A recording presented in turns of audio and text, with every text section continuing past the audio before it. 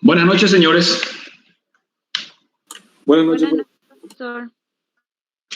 Bueno, están conectados ya 60 casi. Vamos a continuar nuestra clase. Vamos a ver un poco un repaso hoy sobre el trabajo práctico. Estuve mirando hoy la gran mayoría del trabajo, mañana voy a tener todo corregido y van a tener sus puntajes como retorno del trabajo. Yo creo que está bastante bien. Hoy vamos a hacer, lo que vamos a hacer hoy es vamos a fijar un poco esos conceptos que ustedes ya leyeron y vamos a ver un poco si podemos, ahí el delegado me escribió para verificar la fecha del examen, la fecha del segundo parcial. Como propuesta, visto que me puso el 19 de mayo. Para el 19 de mayo nosotros nos quedan solamente 2 clases más. A ver. Mayo. Hoy es la última clase de abril y en mayo tenemos el 5, el 12 y el 19. O sea que tenemos solamente para dar 2 clases más. Yo quisiera dar con ustedes más clase para poder rendir el segundo parcial. Así es que le pediría si ustedes pueden ajustar para la primera clase de junio, que sería el 2 de junio o la siguiente semana de junio. Entonces daríamos clase el 8, el 12, el 19 y el 26. Tendríamos 4 clases más para desarrollar mayor cantidad de bolillas. Yo creo que con esas clases, con los trabajos prácticos que voy a dar, vamos a estar bastante adelantados para tomar el segundo parcial. Así es bien, que, profesor. Vamos a estar coordinando entonces la cuestión de las fechas. Analicen ustedes en el grupo, en su grupo, y si se ponen de acuerdo me avisa. A mí, como le digo, me quedaría bien que tomemos la primera o la segunda semana de junio, porque nuestra clase va hasta el 15 de junio, creo que va nuestra clase, ¿verdad? El periodo de evaluación para los finales empieza el 14 de junio. Final ya comienza el 14 de junio. Así mismo, pero se puede, o sea, podemos ver la primera semana de junio, profesor. Ok, vean eso, si va a ser imposible, dejaríamos en todo caso para el 26. Pero va a quedar bien que rindamos el 2 de junio. Vean si podemos rendir el 2 de junio. Sería lo ideal para el desarrollo normal de nuestra clase. Sí, ¿okay? Profesor, en cuestión de los compañeros que tuvieron problemas durante el examen, no sé si es que tienen alguna fecha en la que ellos pudieran rendir el recuperatorio. Y yo quisiera tomarle ese mismo día 1 hora antes. El mismo día, si nosotros rendimos a las 8, le tomaría a las 7 el primer parcial y a las 8 rinde el segundo parcial. ¿Le queda bien a usted eso? ¿Cuántos son ellos? Creo que son 2, 3 nomás. Son 2 compañeros, profesor. ¿Cuánto? 2 compañeros. ¿Qué tal, profe? ¿Cómo estás? Yo soy uno de los alumnos. Creo que somos 2 nomás. No hay ningún problema, profe. Y bueno, perfecto. El día del segundo parcial yo voy a preparar un tema para el primer parcial y le voy al código al delegado, le pasan los 2, rinden el primer parcial y 1 hora después tomamos el segundo parcial. Sin ningún problema, profe. Muchísimas gracias, profe. Ok, ya está. Y bueno, ustedes escribieron bastante bien sobre lo que es la moneda. Es una bolilla interesante, sencilla. Quiero repasar un poco con ustedes hoy eso. La moneda, entonces la teoría monetaria se llama la bolilla. La moneda es lo que nosotros utilizamos para justipreciar el valor de los bienes. ¿Se acuerdan que el valor de los bienes, siempre digo que nuestro programa es como una escalera que vamos subiendo cada uno de los peldaños? Dijimos que el valor de los bienes dependía de acuerdo a la teoría objetiva del trabajo y de acuerdo a la teoría subjetiva de la utilidad, específicamente la utilidad marginal. Eso es el valor. Ahora, ¿cómo expresamos el valor en el mundo actual, en el mundo moderno? A través de la moneda. La moneda no es otra cosa que la expresión para la comercialización del valor de los bienes y servicios. ¿Qué pasaría de nosotros si no tuviésemos la moneda? ¿O qué ocurría en la economía ante la existencia de la moneda? Se recurría. Profesor, antes de seguir, ¿le puedo pedir si que puede grabar la clase? Ok, bueno, grabar reunión, iniciar, grabando. Enseguida habilitar la grabación. Vamos a esperar que comience la grabación. En segundos esto conecta.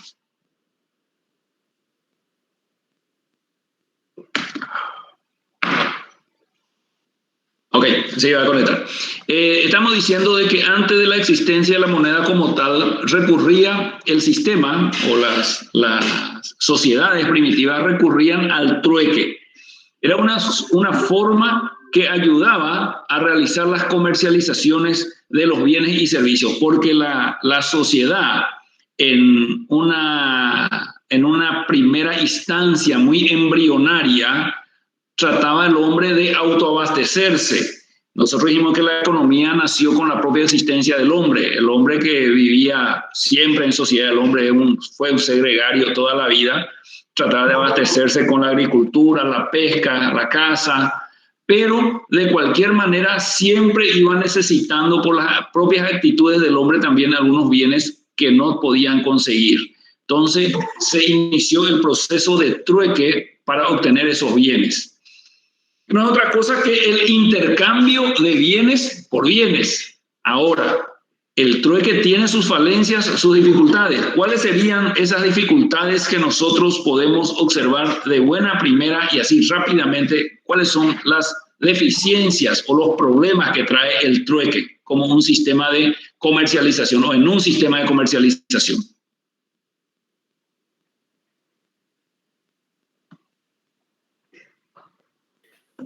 El valor de las cosas puede ser, profe. ¿Ok? El valor. ¿Cómo justipreciamos un bien para realizar el trueque? Muy bien. Otro inconveniente.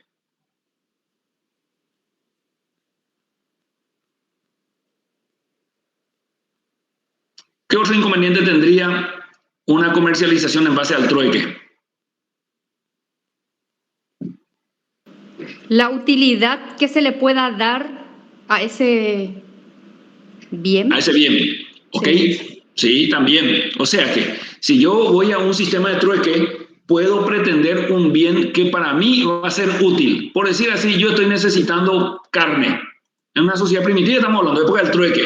Yo necesito carne. La persona A necesita carne. La persona B tiene carne para entregar. Pero la persona A, ¿qué tiene para dar a cambio? No sé, maíz, grano. Pero la persona B, que tiene la carne que puede entregarle, no está necesitando el grano. O sea que hay una diferencia de utilidad del bien subjetivamente hablando. Para la segunda persona, el grano no tiene valor porque no está necesitando o porque tiene luego una buena cantidad de granos. Entonces, no le va a ser útil, no va a tener valor. Para el otro, necesita la carne, tiene valor para la carne porque le va a ser útil. Entonces, el siguiente inconveniente es de que es necesario de que ambas partes, el oferente y el demandante, en términos modernos, tengan necesidades que puedan ser satisfechas recíprocamente. Yo le entrego algo que él necesita, él me entrega algo que yo necesito. Y no es fácil hacer que coincidan las necesidades entre dos personas al mismo tiempo. Era una de las mayores dificultades. Otra dificultad es de que cuando se hacía el trueque, la valoración, como dijo el compañero, la valoración que se le daba a los bienes podría conceptualmente variar, tener conceptos diferentes de lo que cuesta un bien, en primer lugar. Y en segundo lugar, si yo tengo un bien que tiene una valoración X, vamos a darle una ponderación de 100, y el otro me quiere entregar un bien que a su criterio tiene una ponderación de 200, hay necesidades recíprocas, yo quiero que lo que él tiene, él quiere lo que yo tengo, pero para él cuesta menos lo que yo tengo y para mí cuesta más lo que él tiene, y muchas veces no son divisibles los bienes. Por ejemplo, si yo necesito y quiero cambiar un animal y tiene el doble de la valoración de lo que yo tengo, es imposible agarrar, cortar la mitad por la mitad del animal y entregarle la mitad y quedarme con la mitad. Entonces, era difícil realizarla, tenía una serie de inconvenientes, tenía que haber mucha coincidencia, tenía que haber una igualdad de valoración, no era factible fraccionar todos los bienes, los granos sí se podía fraccionar, el animal no se podía fraccionar. Entonces, eso traía como inconveniente buscar una alternativa. ¿Y cuál fue la solución embrionaria, primaria que encontraron? Ver un elemento común que pueda regular ese trueque. Y empezaron inicialmente lo que hoy en día conocemos como un medio para el intercambio. No fue la moneda en ese entonces. Vieron algunos bienes que sí podían fraccionarse, el grano, justamente el grano, y que podía acumularse, o sea, guardar en el tiempo. Yo podía recibir por la carne, por decir así, 100 kilos de maíz, y podía acumular mi maíz para usar en un futuro por lo menos cercano, que no era un bien totalmente perecedero. Entonces utilizaron el maíz, utilizaron también la carne, porque en la comunidad más ampliada podían distribuirse la carne, utilizaron otros bienes de menor cuantía, como los animales menores. Entonces fueron utilizando, podía tomar animales menores y guardaba para poder, no lo guardaba, es una mala expresión, lo criaba, por decir así, lo tenía en corral para poder realizar otras transacciones. Con el tiempo se dieron cuenta de que lo que respondía a las necesidades eran los metales preciosos, los metales preciosos sobre todo, el oro, la plata, el cobre, el hierro, y tenía una serie de ventajas. En primer lugar, eran maleables, se podía obtener, no eran abundantes, era escaso, por lo tanto tenía un valor elevado. ¿Qué quiere decir que era escaso? Tenía una utilidad marginal elevada. Al tener una utilidad marginal elevada, aumentaba su valor. Implicaba un trabajo previo, se ajustaba a la teoría objetiva del valor, y también podía ser trasladado sin mucho inconveniente. Y como tenía un valor, no necesitaba llevar una cantidad muy elevada para obtener los bienes que yo necesitaba. Entonces empezaron a usar en principio los metales preciosos. ¿Cuál es el metal por excelencia que se utilizó para realizar los intercambios? El oro. El oro, ¿por qué siempre tuvo un valor superlativo en el intercambio comercial? Por los factores que dije. En primer lugar, era escaso y tenía un alto valor. ¿Qué ocurre cuando tiene un alto valor? Necesito trasladar menor cantidad para que su valor sea elevado y para que pueda realizar las transacciones. En segundo, era un metal muy maleable, se podía fraccionar sin ningún inconveniente. En tercer lugar, el oro era aceptado por la gran mayoría porque fácilmente circulaba y era aceptado.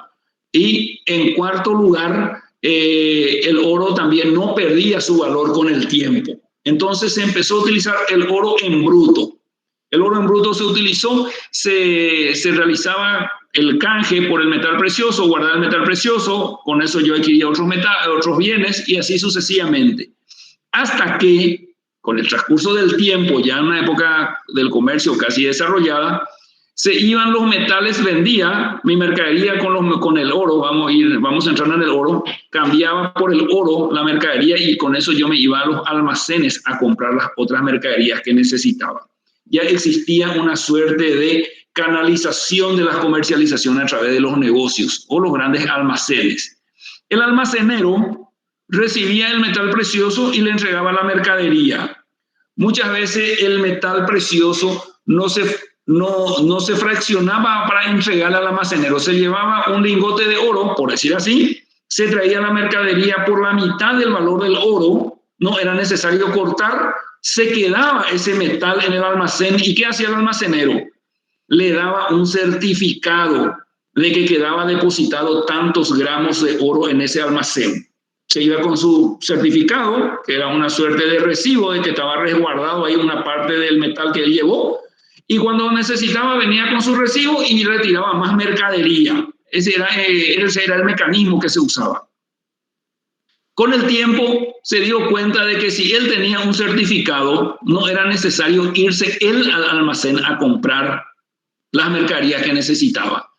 El vecino tenía algo que él necesitaba, entonces le entregaba el certificado y hacía un comercio con su vecino y el vecino presentaba ese documento en el almacén y retiraba las mercaderías. Empezó a ampliarse el sistema de conceder la constancia de depósito de metales preciosos en los grandes almacenes. Tenemos que imaginarnos una sociedad primaria, donde estaba el almacenero, el que tenía el gran negocio, que le surtía de todos los bienes a la ciudad. Entonces ellos empezaron a recibir cualquier cantidad de metales y a la gente hasta le convenía confiarle al almacenero su metal por los riesgos de tenerlo en la casa. Entonces venía y hacía una suerte de depósito de sus metales preciosos y llevaba sus comprobantes en su casa y empezaba a correr los comprobantes como en principio un billete, como un billete, de manera tal a que se realizaba todas las transacciones con eso, y si era necesario traía mi comprobante y retiraba el metal precioso. ¿Cuándo se retiraba el metal precioso? Solamente cuando se iba a realizar transacciones ya con otra comunidad. Si me iba a trasladar a otra ciudad a comprar mercadería, posiblemente en la otra ciudad no me iba a reconocer el certificado del almacenero de mi comunidad. Entonces yo me iba, presentaba mi certificado, retiraba mi oro y me iba y hacía la compra en otra ciudad. La gente no se movilizaba con metal precioso, se movilizaba con el certificado. Esos grandes comercios se dieron cuenta que ellos tenían en su bóveda una cantidad determinada de metal precioso y que nunca se retiraba todo eso al mismo tiempo.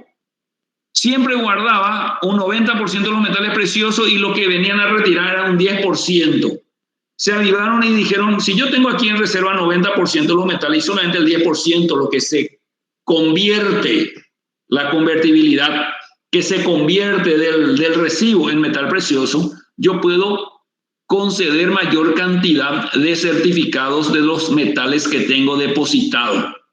Entonces empezó a expandir los certificados y eso hizo de que aumente la cantidad de transacciones porque había mayor cantidad de certificados que metales preciosos. Y eso hizo que se amplíe el comercio. Ahí nació en principio lo que es el crédito. Daba comprobante porque la gente no venía a retirar en la totalidad los metales preciosos. Fuimos andando por el derrotero en la historia del desarrollo de la moneda, hasta que después, cuando se utilizaban los metales preciosos en bruto, se daban cuenta de que algunas veces perdían el valor, ya sea con los cortes, con el fraccionamiento, y también era muy difícil llevar el metal, llevar una suerte de balanza para estar pesando la cantidad o el gramaje de esos metales preciosos. Surgió lo que se llama hoy en día como la moneda acuñada. Empezaron a acuñar con símbolos o rostros y le daba un valor a ese metal acuñado. Ya no era necesario pesar. Llevamos nosotros una moneda redonda acuñada, sabíamos que ese tenía un valor determinado. Compramos y pagamos con esa moneda acuñada. Entonces con eso empezó a florecer. Pero lo mismo también en esa época se podía convertir todavía en oro porque existía el certificado y existía también el metal precioso y existía la moneda acuñada. Existía la convertibilidad. Llevaba mi certificado, me tenía que entregar el oro. Eso se extendió prácticamente hasta la modernidad, hace 100 años aproximadamente, que se eliminó totalmente la convertibilidad de la moneda, o sea, llevar los certificados y retirar oro. Hoy en día ya no se puede hacer la moneda, hoy en día ya no es convertible en metal precioso. Tiene curso legal. Le damos valor a una moneda no porque está respaldado en metales preciosos guardados en los bancos centrales. Le damos valor a la moneda por una resolución del Banco Central del Paraguay, en el caso del guaraní. El guaraní tiene valor de 100.000 porque el Banco Central del Paraguay quita una resolución donde dice los billetes denominados guaraní de la serie tal a tal de un valor nominal de 100.000 guaraníes tiene curso legal en la República del Paraguay. Entonces, al firmarse esa resolución por el Banco Central, ese billete tiene valor, tiene fuerza cancelatoria ilimitada en toda la República. ¿Qué quiere decir eso? De que nadie se puede negar a recibir ese billete en concepto de pago por algún bien o algún servicio que nosotros estamos necesitando. Entonces, hoy en día la moneda ya no es convertible, tiene respaldo legal y la parte legal es lo que le habilita. Ustedes se acordarán, o no sé, algunos que son un poco mayor, el Banco Central del Paraguay realizan licitaciones internacionales para la impresión de nuestro billete. Y se gana en Inglaterra, en Holanda y en otras economías desarrolladas donde se fabrican, que digamos, el guaraní, o los billetes, en este caso el guaraní, y lo envían en barcos y eso recibe el Banco Central. Esos billetes no tienen valor, son papel que viene y llega al Banco Central. Allí, cuando llega al Banco Central y tiene una caja llena de eso, mira que lo estoy explicando en forma muy práctica, de la caja cuando abren, quitan una cantidad de serie, esa serie le pone en circulación previa firma de la resolución. Ahí recién adquiere valor el billete. Si no tiene un respaldo, lógicamente no tiene valor el billete. Son papeles. ¿Y por qué la diferencia entre un billete con una resolución del Banco Central y un billete sin la resolución del Banco Central? Dos aspectos fundamentales. En primer lugar, el principio de legalidad, que tiene que tener un respaldo para tener valor. Y en segundo lugar, el más importante, es que el Banco Central eso lo realiza en base a la cantidad de bienes y servicios que se van generando en la economía año tras año. En síntesis, lo que le da curso legal es el instrumento. Lo que le da valor a la moneda son los bienes y servicios que respaldan esa cantidad de billetes en circulación. Anteriormente lo respaldaba metales preciosos. Hoy en día lo respalda los bienes y servicios que se generan en la economía. ¿Cómo entendemos esto? Por decir así, en el Paraguay, vamos a poner un ejemplo teórico, pero vamos a tratar de explicar. En el Paraguay tenemos en circulación hoy 1000. 1000 es la cantidad de billetes que circula en el Paraguay, la cantidad de guaraníes que circula con curso legal. A eso el Banco Central lo llama masa monetaria o M sub 0, 1000. Vamos a suponer que sea 1000. En el año 2019, en diciembre estaba circulando 1000. En el año 2020, que fue el año pasado, se generó en el Paraguay en concepto de bienes y servicios en toda la República por un valor de 10, por decir así. Entonces, el Banco Central emite billete por valor de 10. En vez de tener 1000, tenemos 1010. ¿Qué quiere decir eso? De que hay un equilibrio entre la cantidad de bienes y servicios y la cantidad de la moneda que está circulando. Entonces la moneda va a tener siempre el mismo valor. No vamos a tener inflación ni vamos a tener deflación. El Banco Central del Paraguay, dentro de sus atribuciones de encargarse de la política monetaria, es la que cuida la cantidad de billete que está circulando con relación a la cantidad de bienes y servicios que nosotros tenemos y que respalda. También cuida la velocidad de la circulación de la moneda, porque si circula muy rápidamente, también pone en riesgo la estabilidad monetaria. También el Banco Central del Paraguay cuida el ingreso de monedas extranjeras. También se encarga de la estabilidad monetaria en comparación con otras monedas que lo llamamos tipo de cambio. Entonces, hace un juego de movimientos de bienes y servicios, moneda extranjera y moneda nacional, de manera tal a que el valor de la moneda permanezca lo más estable posible a través del tiempo. ¿Por qué? Porque la pérdida del valor de esa moneda se le llama inflación, que es la próxima bolilla, y vamos a profundizar lo que es la inflación. Pero aquí nosotros lo que tenemos que entender es que es una decisión que lo toma dentro de la política monetaria y crediticia el Banco Central del Paraguay, buscando la estabilidad monetaria. Entonces, ¿qué hace el Banco Central para mantener el tipo de cambio, por ejemplo? Vamos a suponer ahora, los granos están saliendo muy bien, la soja sobre todo, el precio internacional se disparó para arriba. Entonces, en el Paraguay va a entrar una cantidad de divisa extranjera, va a entrar mucha cantidad de dólar. ¿Qué pasa cuando entra mucha cantidad de dólar en el Paraguay? Hay mucho dólar. Entonces, quiere decir que puede bajar la cotización del dólar. Entonces, el Banco Central toma esa cantidad de dólar que viene del extranjero para que no baje mucho el valor del dólar, el precio del dólar. Ustedes me dirán, para nosotros nos conviene que el dólar no suba mucho el precio. Es cierto, pero tampoco nos conviene que baje mucho, ¿Por qué? Porque la variación de la cotización de la moneda estadounidense puede beneficiar a algunos y en ese mismo sentido puede perjudicar a otros. Si el tipo de cambio está alto, o sea que si el dólar ahora está a 6.400, si el dólar se va a 8.000, ¿qué va a ocurrir? Le va a convenir a lo que exporta al extranjero, al que vende soja, al que vende carne, le va a convenir cuando el dólar está a 8.000. Pero le va a perjudicar a aquellos que importan algunos bienes. ¿Qué va a pasar del que importó y compró tractor, que va a comprar insecticida para el campo? Va a tener que comprar a 8.000 guaraníes el dólar, por lo tanto le va a salir muy caro y puede decaer la producción de bienes y servicios como consecuencia de un tipo de cambio muy elevado. Entonces, el Banco Central cuida la estabilidad de la moneda. El Banco Central, dentro de esta bolilla también habla, es el banco del Estado y es el banco de los bancos. En el Banco Central yo me voy y no puedo ir a cambiar un cheque, solamente tiene relación con los bancos privados y es el Banco del Estado paraguayo porque es la encargada de llevar la política monetaria y crediticia dictada por el gobierno nacional. El gobierno nacional determina la hoja de ruta y el Banco Central técnicamente aplica esas decisiones para poder cumplir con la hoja de ruta que estableció el gobierno nacional.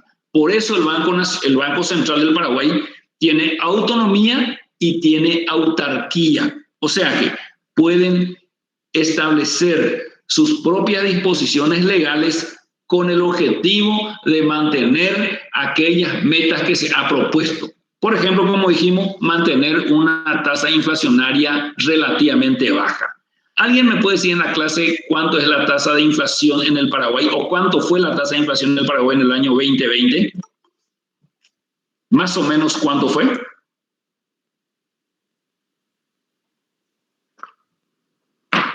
¿Alguna idea?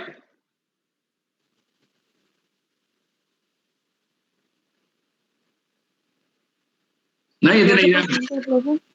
14. ¿Otra opinión? Fue menos del 3%. ¿Cuánto, Ruth? 21. No. Fue menos del 3%. Realmente la tasa inflacionaria del Paraguay es muy baja. El año pasado fue menos del 3%. Fue un año muy especial. Siempre un poquito mayor, pero el año fue menos del 3%. Eso quiere decir que el guaraní se depreció muy poco en todo un año. El guaraní es una moneda muy estable. Desde la creación del guaraní, nunca nosotros cambiamos la denominación de nuestra moneda. Desde la creación se llamó guaraní, hasta hoy en día se llama guaraní. En el Brasil, en todo este periodo de duración del guaraní, se llamaba cruzeiro, se llamó cruzado, se llamó real, hoy en día es real, creo que hoy en día, y cambió varias denominaciones. Y dentro de esas denominaciones, cruzeiro, cruzado, ellos le iban eliminando los ceros. Le iban eliminando los ceros como consecuencia de una inflación galopante que tuviera una pérdida acelerada del valor de la moneda.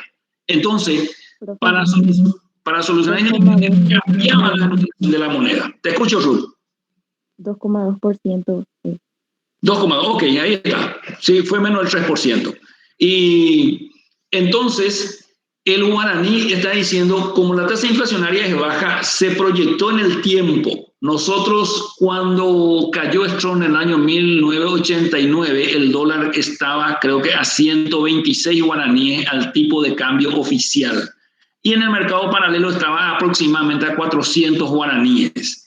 Imagínense un dólar 80 y 90, 2000, hace 30 años atrás. Un dólar te costaba 400 en la calle. En 10 años hoy te cuesta 6.000. Quiere decir que creció, aumentó, el tipo de cambio se depreció la moneda, pero no fue muy grande la depreciación que tuvo en 30 años. Nosotros se dan cuenta, en la Argentina el año pasado la tasa de inflación estuvo por debajo del 30, más del 20%. Más del 20%. Quiere decir que un peso argentino en 5 años, 20, si se mantiene esa tasa de inflación del 20%, en 5 años se deprecia totalmente. Nosotros nos vamos depreciando 2%, 3%, 4%, y aparte va aumentando el PIB y entonces vamos calzando con eso. Pero cuando la tasa inflacionaria es alta, cuando la pérdida de valor de la moneda es acelerada, se va depreciando y llega un momento que la moneda ya no tiene valor. Necesita para comprar una docena de huevos una cantidad impresionante de moneda o de billetes. Eso ocurrió con Brasil, eso ocurrió con Argentina. Entonces, no valía más su dinero y tuvieron que cambiar de denominación. O si no, decía 1 millón de cruceros, ahora se va a llamar 1000 cruceros. Le eliminaban los ceros. Entonces, eso demuestra un poco la inestabilidad monetaria. En la Argentina su moneda se llamaba peso. Después se llamó austral, después existían los patacones, ahora se llama otra vez peso. Si mal no recuerdo, esa fue la denominación en los últimos tiempos de la moneda argentina. Entonces, nosotros dentro del control de la estabilidad monetaria como consecuencia de la política monetaria que aplica el Banco Central del Paraguay, estamos bastante bien. Realmente, existe un proyecto de ley que entró en el Congreso Nacional Paraguayo desde hace aproximadamente 4 o 5 años, donde se pretendía, y se sigue pretendiendo, tengo entendido, por una buena parte de los técnicos del Banco Central del Paraguay, de eliminar 3-0 al guaraní. O sea que el 1000 guaraníes de hoy quieren convertir en 1 guaraní. Pero eso no lo quiere eliminar dentro del proyecto de la ley, las explicaciones que ellos dieron. No quieren eliminar los 3 ceros, como consecuencia de una inestabilidad monetaria. Es por el contrario. Hoy en día todavía, el Paraguay tiene una estabilidad macroeconómica. Crecimiento de PIB, baja inflación, producción de bienes y servicios interesante, estabilidad política, estabilidad monetaria. Entonces están dadas las condiciones para aplicar una medida correctiva del valor del guaraní. Y es un proceso que ellos plantearon llevar en 3 etapas. Ahora tenemos el guaraní, el 1000 guaraní queremos convertir en 1 guaraní. Entonces, ellos quisieron crear un periodo de transición que se iba a llamar el nuevo guaraní. Entonces, el 1000 guaraníes iba a ser un nuevo guaraní. Iban a coexistir. Yo llevaba al almacén 1000 guaraníes, valía 1000. Llevaba un nuevo guaraní, me podía dar la misma cosa. Un huevo, por decir así. Yo podía comprar un huevo por 1000 guaraníes o por un nuevo guaraní. Estas dos monedas iban a coexistir y iba a ir eliminándose el guaraní con los 3 ceros. Íbamos a tener solamente el nuevo guaraní por un tiempo. Después, el nuevo guaraní iba a coexistir con el guaraní nuevamente, pero ya sin los 3 ceros.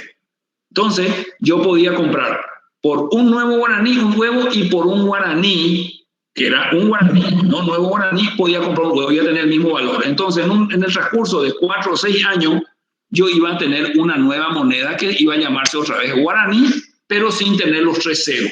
No iba a haber ningún problema. Yo por 1000 guaraní podía comprar un huevo, ahora por un guaraní puedo comprar un huevo. Por 500.000 guaraníes podría comprar un calzado deportivo, por 500 guaraníes voy a comprar un calzado deportivo. Hubieron unos ajustes en los decimales y afectaba al salario, iba a ir a favor del empleado, que eran los decimales, pero una cuestión técnica relativamente sencilla. Lastimosamente hubo temor en la clase política. No se aprobó ese proyecto de ley. Digo una lástima, ¿por qué? Porque es necesario ajustar nuestro guaraní, el valor de nuestro guaraní, la denominación, con el valor de las monedas de los vecinos. ¿Por qué eso? Hoy día, ¿cuánto guaraní necesito para comprar un dólar? Recién dije, 6.400 está el tipo de cambio a hoy. 6.400. Vamos a redondear en 6.000 guaraníes. Yo necesito 6.000 guaraníes para comprar un dólar. O sea que un extranjero, un alemán o un británico que va a venir a hacer una inversión aquí, va a decir a la pinta, un dólar para conseguir necesito 6.000 guaraníes. Si un real está a 1.000 guaraníes, 1.200, vamos a redondear, no están en 1.000. Yo por 1.000 guaraníes compro un real. ¿Cuántos reales necesito para comprar un dólar? Pregunto a la clase. Un real me cuesta 1.000 guaraníes. ¿Cuántos reales necesito para comprar un dólar? 6 reales. 6 reales, muy bien. Y si un peso está ahora a 50, creo que está el peso, 50 guaraníes. Vamos a suponer que esté a 100 guaraníes para redondear nomás. Vamos a suponer que esté a 100 guaraníes el peso argentino. ¿Cuántos pesos necesito para comprar un dólar? 600 reales. Es 600 pesos. 600 pesos. Ok. Entonces, yo necesito 600 pesos para comprar un dólar. Necesito 6 reales para comprar un dólar. Necesito 6.000 guaraníes para comprar un dólar. 6.606. Es muy grande la diferencia y la gente van a pensar que nuestra moneda no vale nada, porque van a decir, necesito 6.000 guaraníes para comprar un dólar y necesito 6 reales para comprar un dólar. Entonces, para estar más o menos equilibrado, si nosotros eliminamos los 3 ceros, ¿cuánto voy a necesitar? Voy a necesitar 6 guaraníes para comprar un dólar. Voy a estar como Brasil. Brasil necesita 6 reales para comprar un dólar. Yo voy a necesitar 6 guaraníes para comprar un dólar, porque voy a eliminar los 3 ceros. Esa es la ventaja que podemos obtener con un cambio con la eliminación de los 3 ceros en el guaraní. Es un proyecto que sigue estando en el Congreso. Nunca se trató, nunca le dieron un dictamen de las comisiones y se socializó, se hizo una serie de conferencias al respecto, pero no se llegó a tratar en el Congreso. Entonces, hoy en día, la moneda, el guaraní en nuestro caso, sirve para realizar los intercambios comerciales. Porque siempre nosotros, cuando vemos el mercado, tenemos 3 componentes: oferta, demanda, precio. El precio no es otra cosa que la expresión monetaria del valor, habíamos dicho. El valor de los bienes se expresa en moneda y esa expresión monetaria es el precio que nosotros pagamos. No podemos concebir hoy en día una economía sin una moderna teoría monetaria. Entonces, profe, adelante. Profe, se habla también de crear una moneda que tenga curso legal en el Mercosur. Eso, ¿qué opinas al respecto, profe? Bueno, ese es un proceso es una etapa dentro del proceso de integración. La integración o los bloques económicos tienen varios pasos y tienen varios objetivos. Está el arancel común, el arancel externo común, que todos los bloques cobren un solo arancel para la exportación y para la importación dentro del bloque. O sea que si nosotros vamos a importar vehículos de Alemania y pagamos 20% de impuesto por la importación de vehículos, Brasil y Uruguay y Argentina tienen que también cobrar 20%. Arancel externo común para todos los integrantes del bloque. Si vamos a exportar, tenemos que ver si nos ponemos de acuerdo, pagamos todo 5% o no pagamos nada para la exportación. Libre circulación de los bienes dentro del bloque, o sea que si compramos de Brasil, de la Argentina, de Uruguay, ya no pagamos impuesto. Libre circulación de los bienes. Libre circulación de las personas, o sea que yo para entrar a Brasil, Argentina, Uruguay a trabajar con mi cédula Mercosur me voy y ya soy un brasilero en el Brasil, soy argentino en Argentina y soy uruguayo en el Uruguay. Y vienen ellos aquí y no necesitamos exigirle absolutamente porque van a ser ellos parte de la población del Mercosur. Eso en principio cómo se va estructurándose. Y luego viene una legislación común, luego viene una constitución común y luego la última etapa, una moneda común, una moneda del bloque. ¿Qué es lo que se hizo en Europa? Europa está mucho más adelantado que nosotros en el proceso de integración. Nació como la Comunidad Económica del Carbón y del Acero. Ese fue el primer proceso. ¿Por qué? Porque en esa década era fundamental la provisión de acero y carbón para el desarrollo económico y social de Europa. Entonces, eran los bienes que más movilidad tenía y tenían que ponerse de acuerdo los europeos cómo tratar la movilidad del acero y del carbón. Formaron una comunidad y se pusieron de acuerdo sobre 2 elementos. Luego eso se fue ampliando, se fue a un proceso de integración, fue un proceso de arancel común externo, se fue a un proceso de integración de la parte legal, hasta que llegaron a una moneda común que actualmente, ¿cómo se llama la comuna? El euro. Entonces, respondiéndote, Gerardo, nosotros estamos quemando etapa dentro del proceso de integración. Estamos yéndonos a pasos muy lentos por una sencilla razón, que existen muchas diferencias económicas. Eso lo llaman técnicamente a la gran flota. Muchas asimetrías económicas lo llaman técnicamente. Somos muy asimétricos. Brasil es un imperio, Argentina es grande, Paraguay y Uruguay somos pequeños. Entonces, la ventaja que podemos tener nosotros es una desventaja para el Brasil. Prácticamente vamos a absorber muchas cuestiones del Brasil sin pagar impuestos y demás cosas. Si nosotros fijamos un arancel común, le va a perjudicar a Brasil y a la Argentina. Entonces, no es fácil avanzar en el proceso de integración. El último estadio del proceso de integración es la moneda común, que Europa llegó a eso. Entonces, ellos tienen una moneda común, el euro. El ciudadano europeo es ciudadano, sea de la nacionalidad que sea, tiene un pasaporte único, tiene pasaporte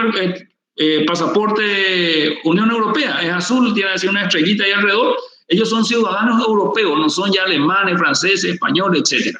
Entonces, respondiendo a tu pregunta, Gerardo, es un paso que alguna vez yo creo que tendría que llegar. No sabemos si va a ser una moneda del Mercosur, si el Mercosur se va a unir con el Grupo de Puebla, si el Mercosur se va a unir con los bloques andinos de la costa del Pacífico, Perú, Ecuador, Chile, eso que existen otros bloques, si vamos a unirnos con el bloque de América Central y México, que son otro bloque económico, puede ser que se una toda la América como había soñado Bolívar y tener una América sola con una moneda común para toda América, incluido Estados Unidos, pero para eso tendrá que pasar. Yo no sé si nuestra generación van a ver esos procesos de integración. Entonces, eso es respondiendo a tu pregunta, Gerardo. Puede darse, pero yo lo veo muy lejano todavía para nosotros tener una moneda común en el Mercosur. En lo básico no nos estamos poniendo de acuerdo. ¿Ok? Estamos hablando de moneda. Ustedes me hablaron en su trabajo práctico de la teoría cuantitativa de la moneda. ¿Alguien se acuerda de lo que reza la teoría cuantitativa de la moneda? ¿Alguien que leyó y escribió? ¿Algo se va a acordar? ¿Qué dice la teoría cuantitativa de la moneda? ¿De qué habla? Ok, la teoría cuantitativa de la moneda lo que hace es comparar el valor de la moneda con la cantidad de la moneda en circulación. Recién hablamos nosotros que el Banco Central tiene controlada la cantidad de moneda, la cantidad de guaraníes que circula, la masa monetaria, M sub 0. Entonces, la teoría cuantitativa de la moneda dice de que hay una relación entre la cantidad de la moneda y el valor de la moneda. Y dice de que cuanto mayor sea la cantidad de la moneda, ¿cómo sería su valor? ¿Sería mayor o menor? Cuanto más mayor sea. Disminuye. Disminuye el valor de la moneda. Cuanto mayor sea la cantidad de la moneda, disminuye el valor de la moneda. Eso dice la teoría cuantitativa de la moneda, así lisa y llanamente. Pero hay una variante, la variante de Keynes. Keynes, John Maynard Keynes, ¿se acuerdan ustedes que es el padre de la macroeconomía, el que descubrió los ciclos económicos, que dio una fórmula para la depresión de los años 29-30? Este economista trató también la teoría cuantitativa de la moneda y dice, es cierto lo que dice la teoría cuantitativa de la moneda, pero depende de cómo están siendo utilizados los factores de la producción y sobre todo el factor trabajo. ¿Hay o no hay desocupación? Si hay desocupación y aumenta la cantidad de la moneda, un aumento en la cantidad de la moneda implica un aumento en la demanda de bienes. Y cuando se demanda muchos bienes y hay factores de la producción que no se están utilizando o existe desocupación en la mano de obra, eso se va a aplicar a la producción de mayor cantidad de bienes y va a equilibrar con la masa monetaria, con el aumento de la moneda. Ese aumento de la moneda se va a destinar a comprar nuevos bienes porque se van a producir porque hay subocupación o desocupación de la utilización de los factores de la producción. Ahora, Keynes dice, si está siendo ocupado plenamente todos los factores de la producción, se está usando en un 100%, aumenta la masa monetaria, va a aumentar el precio porque va a haber más dinero y va a haber la misma cantidad de bienes. Mayor cantidad de dinero, la misma cantidad de bienes va a repercutir en aumentar el precio. Aumentar el precio quiere decir pérdida de valor de la moneda. Entonces, si hay pleno empleo, aumenta la masa monetaria, va a disminuir el valor de la moneda. ¿Por qué? Porque van a subir los precios. Tengo 1.000 de masa monetaria, tengo 1.000 bienes. Sube mi masa monetaria, para exagerar, para entender bien, sube a 2.000 y sigo teniendo 1.000 bienes. ¿Cuánto va a costar? Si yo tengo 1.000 masa monetaria, tengo 1.000 bienes, ¿cuánto cuesta cada bien? 1, ¿verdad? Tengo 1.000 guaraníes y tengo 1.000, no sé, escarbadientes. Cada escarbadiente me va a costar un guaraní. Si de repente tengo 2.000 guaraníes y sigo teniendo 1.000 escarbadientes, ¿cuánto me va a costar cada escarbadiente? Me va a costar 2 guaraníes. ¿Qué quiere decir que cuesta 2 guaraníes? Subió el precio. ¿Qué quiere decir que subió el precio? Perdió valor la moneda. Necesito más moneda para comprar un escarbadiente. Antes yo compraba con un guaraní. Ahora necesito 2 guaraníes para comprar el escarbadiente. Perdió valor de la moneda. ¿Por qué? Porque había 1.000 escarbadientes y no había posibilidad de producir mayor cantidad de escarbadientes porque todos los factores de la producción estaban siendo utilizados. Había pleno empleo. Entonces, si hay pleno empleo, aumenta la masa monetaria, pierde valor la moneda. Ahora, vamos al otro ejemplo de Keynes, que no haya pleno empleo. Teníamos 1.000 guaraníes, teníamos 1.000 escarbadientes. Cada escarbadiente costaba un guaraní. Tenemos 2.000 guaraníes y tenemos 1.000 escarbadientes, pero hay recursos que no se está usando. Automáticamente se va a querer comprar mayor cantidad de escarbadientes porque hay más dinero. Se va a producir más escarbadientes y se va a producir tal vez otros 1.000 escarbadientes. Estoy exagerando en los ejemplos. Entonces, voy a tener 2.000 guaraníes, 2.000 escarbadientes, porque hay recursos ociosos que se aplican a la producción de nuevos escarbadientes. Entonces, cada escarbadiente va a seguir costando un guaraní. 2.000 guaraníes, 2.000 escarbadientes. Cada escarbadiente cuesta un guaraní. Quiere decir que la moneda no perdió valor, no subió el precio, porque la oferta de bienes respondió a una mayor cantidad de demanda que viene como consecuencia de una mayor masa monetaria. En síntesis, para que entiendan y puedan responder en el examen. La teoría cuantitativa de la moneda reza de que a un aumento de la masa monetaria trae como consecuencia una disminución del valor de la moneda. Está en relación inversa. Esa dice la teoría cuantitativa de la moneda. Cuando aumenta la cantidad de la moneda, disminuye el valor de la moneda. Ahora, si entramos en Keynes, hay una variante. Keynes dice, es cierto eso, siempre y cuando los recursos estén utilizados al máximo, los factores de la producción estén utilizados al máximo. Siempre y cuando haya pleno empleo de los factores de la producción, entonces es cierto la teoría cuantitativa. Ahora, si no hay pleno empleo en la utilización de los factores de la producción, puede sumarse a generar mayor cantidad de bienes y entonces un aumento de la masa monetaria no va a tener como consecuencia una pérdida del valor de la moneda. O por lo menos no va a perder su valor en la misma cantidad o en la misma proporción en que aumentó la masa monetaria. Va a ser menor la pérdida de valor de la moneda.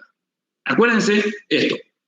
Teoría cuantitativa de la moneda, aumenta la masa monetaria implica pérdida del valor de la moneda. Lisa y llanamente. Keynes dice, es cierto si hay pleno empleo de los factores. Si no hay pleno empleo, eso no es cierto. Se mantiene el valor de la moneda aunque aumente la masa monetaria. Teoría cuantitativa de la moneda. Ley de Gresham. ¿Qué dice la ley de Gresham? ¿Alguien de ustedes se acuerda? Me escribieron bastante bien, he visto 2 o 3 de esos.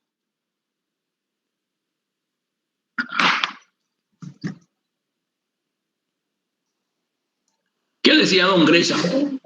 Es cuando circulan 2 tipos de monedas en el curso legal. Sí, ¿y qué ocurre cuando circula 2 tipos de moneda? ¿Qué características tienen una moneda y qué características tiene otra moneda? ¿Y cuál es la consecuencia de la coexistencia de 2 monedas con diferentes características? Y una es buena y otra es mala, profe. Ok, ¿y qué ocurre de la moneda buena y qué ocurre de la moneda mala? ¿De acuerdo a Gresham? La moneda mala expulsa a la moneda buena. Ok, entonces, así mismo, Gresham dice que cuando existen 2 monedas de curso legal en una economía, una buena y otra mala, la mala le expulsa a la buena. ¿Cómo se entiende? En la Argentina, vamos a suponer que exista, pongo Argentina porque nosotros tenemos estabilidad monetaria. En la Argentina vamos a suponer que exista el peso y el dólar, sin ningún tipo de control. Coexisten ambas monedas. Entonces, el peso argentino está en un proceso inflacionario, por lo tanto, el peso va perdiendo valor. Es la moneda mala. La moneda buena sería el dólar. Es una moneda estable con un alto valor. ¿Cuál va a usar primero el argentino cuando tiene en su poder dólar y peso? ¿De cuál se va a querer desprender rápidamente? Del peso. Del peso. Del peso. Y el dólar va a atesorar, va a guardar, va a meter bajo su colchón o donde sea, en el banco posiblemente. En el banco no quieren meter porque en cualquier momento viene el corralito y no pueden quitar, pero por lo menos va a atesorar. Atesorar es guardar en la casa, no dentro del sistema financiero. Entonces, la moneda... Por eso ya todo el mundo ahorra en dólares. Así mismo es porque es una moneda buena, y la moneda mala expulsa la moneda buena. O sea que se utiliza y se desprende rápidamente de la moneda que pierde valor. En la Argentina vos cobras tu salario y a toda máquina te va al súper, comprar todo lo que necesitas porque no sabes si mañana ya no va a costar más caro. Y con la misma cantidad de peso ya no vas a comprar la misma cantidad de bienes y servicios. Entonces, Grecian decía que cuando existen dos monedas, el curso legal, la moneda mala expulsa a la moneda buena. Siempre la moneda buena se utiliza para fines y objetivos que se proyectan en el tiempo, para más adelante. Sirve para ahorrar y no existe en circulación. Llega y desaparece, se guarda la gente y la otra moneda circula y eso tiene un efecto adverso. Hay una teoría que se llama la teoría de la velocidad de la circulación de la moneda, de que cuando yo recibo, me voy rápidamente y compro las cosas, me desprendo de mi moneda. Entonces, al desprenderme de mi moneda, aumenta la velocidad de la circulación de la moneda. Y al aumentar la circulación de la moneda, 100, si circula 3 veces, se convierte en 300. Y circula mucho más y se va perdiendo más valor rápidamente la moneda. Entonces, el proceso de inflación se acelera. Es un proceso interesante en cuanto a economía y teoría monetaria. Bueno, Profe, una consulta. Adelante. Sí. ¿Es por eso que le ponen cepo al dólar? Totalmente. De lo contrario, van a quedarse en una economía donde la moneda internacional que por excelencia se usa, desde la implementación del petrodólar, lógicamente van a tener necesidades para toda la parte del comercio internacional. Definitivamente, Sofía. Bueno, ok. Entonces, repasamos así rápidamente lo que ustedes ya escribieron. Ahora seguramente yo le voy a alzar a ustedes... Aquí, en la próxima clase vamos a dar inflación. Pero le voy a alzar ya a ustedes después lo que es la economía paraguaya, que quiero que me lean un poco. Y después vamos a ver desarrollo económico de obstáculos en una bolilla y después tenemos economía internacional. Así es que vayan leyendo su libro para el segundo parcial. ¿Alguna pregunta con relación a moneda?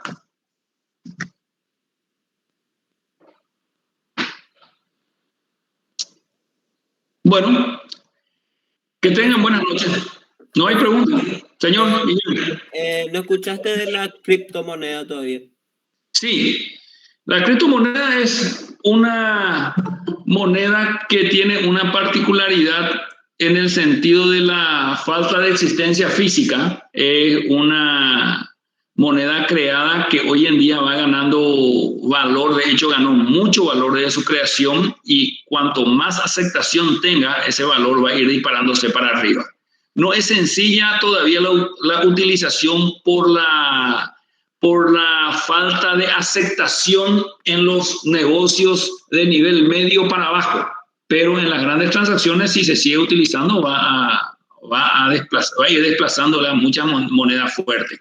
De hecho, el tema monetario hoy en día, independientemente de la criptomoneda, está en un proceso de desestabilización del dólar. El dólar se consolidó, recién usé el término, se consolidó desde que se obligó al pago de petróleo en todo el mundo solamente en moneda americana. Por eso viene la denominación de petrodólar. Los americanos en un momento dado impusieron a los países productores y exportadores de petróleo que acepten solamente el dólar como pago de la provisión del petróleo. Y le dijeron, seguramente, no sé, le habrán dicho, no queremos aceptar. Bueno, entonces no, va a ser nuestro el petróleo. Impusieron su moneda para el pago del petróleo, que era un bien que se consumía en todo el mundo. Y ningún país podía pagar por el petróleo en otra moneda, porque Estados Unidos, como es un imperio, lógicamente impuso esa transacción internacional sobre el petróleo. Se abren camino a algunas economías, se están pagando en otras monedas. El crecimiento económico de varios tigres económicos, especialmente China, y la consolidación de otras economías, hoy en día está creando una serie de inconvenientes. Ya Rusia está negociando con otra economía ya con otra moneda que no sea el dólar. Entonces, vamos a ver cuál va a ser la consecuencia del dólar cuando Estados Unidos ya no tenga la posibilidad comercial de obligar la utilización de su moneda. Vamos a ver qué ocurre cuando los acreedores de Estados Unidos puedan exigir que le pague su deuda en otra moneda. China es un gran acreedor de Estados Unidos, entonces tenemos que ver un poco hasta qué punto van sosteniendo el sistema actual y la vigencia de la moneda internacional, que es el dólar. Vamos a ver, eso queda para el futuro. Y bueno, señores, si no hay pregunta, suspendemos nuestra clase aquí y nos vemos el próximo miércoles. Voy a ver si en estos días alzo ya la calificación del trabajo práctico y un nuevo trabajo sobre economía paraguaya. ¿Preguntas, señores? Ya nada, profe. Bueno, les agradezco y que tengan buenas noches. Buenas noches, profe. Buenas noches, profe. Buenas noches, hasta luego. Ok, adiós. Buenas noches, profe. Buenas noches, profe.